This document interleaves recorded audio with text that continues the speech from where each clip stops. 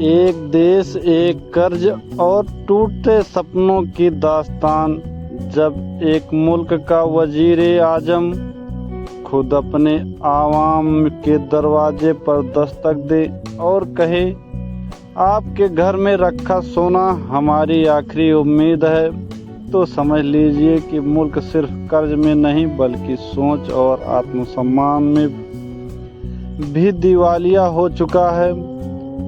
आज हम आपको लेकर चलेंगे पाकिस्तान की उस हकीकत की ओर जो कर्ज, शर्म और चमकते गहनों के बीच कहीं खो गई है। पाकिस्तान एक ऐसा देश जो 1947 में भारत से अलग होकर बना था, सपनों के साथ, उम्मीदों के साथ। लेकिन कुछ दशक बीते नहीं कि ये देश कट्टरपंथी, आतंकवाद और सियासी उठापटक की भेंट चढ़ गया। देश में हर नई सरकार ने पुराने से ज़्यादा कर्ज लिया। आज IMF, चीन, सऊदी अरब, UAE और यहाँ तक कि टर्की तक से मदद ली जा रही है, मगर कर्ज का पैसा देश के इंफ्रास्ट्रक्चर में नहीं, नेताओं की तिजोरियों में जा रहा है।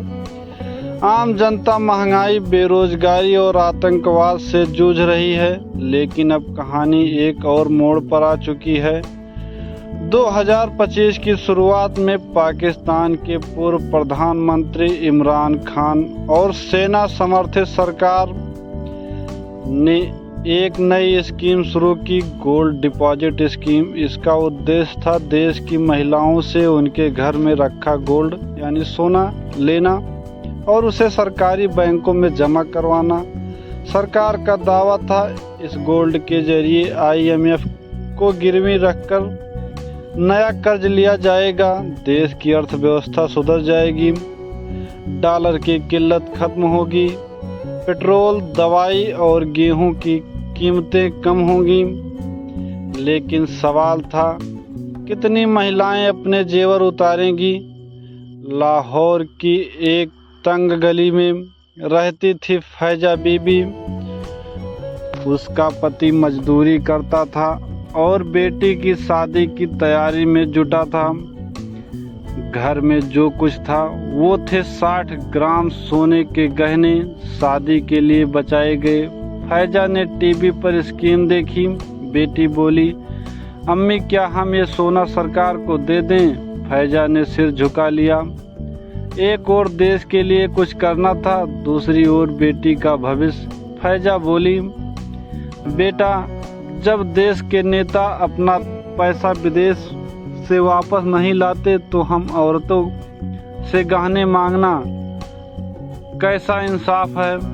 सरकार ने गोल्ड डिपॉजिट पर 2% ब्याज देने की बात की, लेकिन शर्तें थी कम से कम 50 ग्राम हो, सरकार को 5 साल के लिए देना होगा और ब्याज सहित पाक रुपयों में मिलेगा।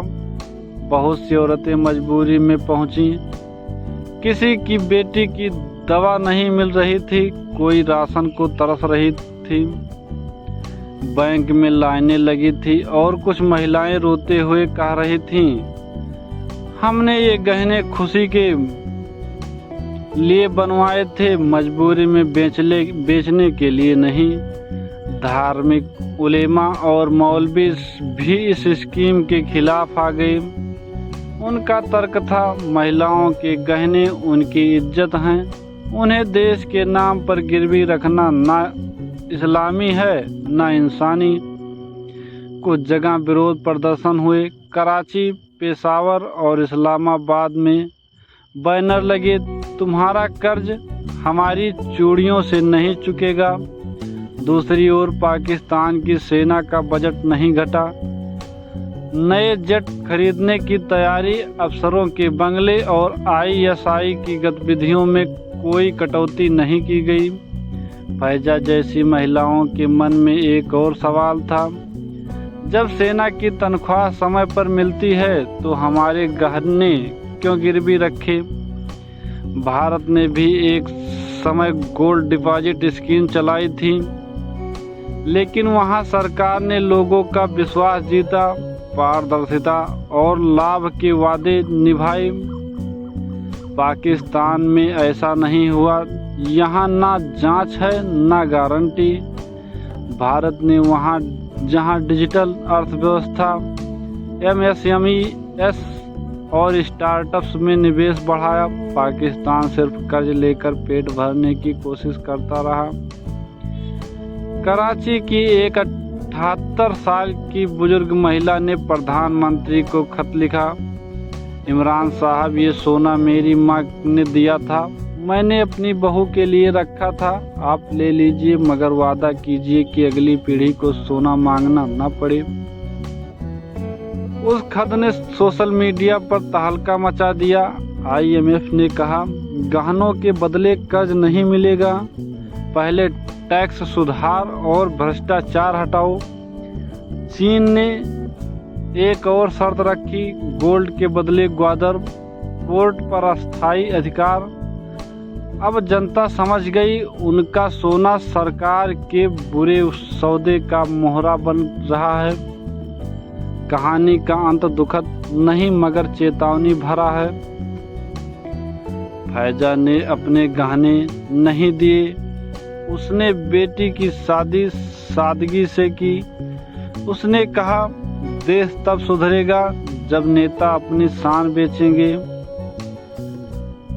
आवाम की नहीं, देश की अर्थव्यवस्था सिर्फ गहनों से नहीं, भरोसे से बनती है।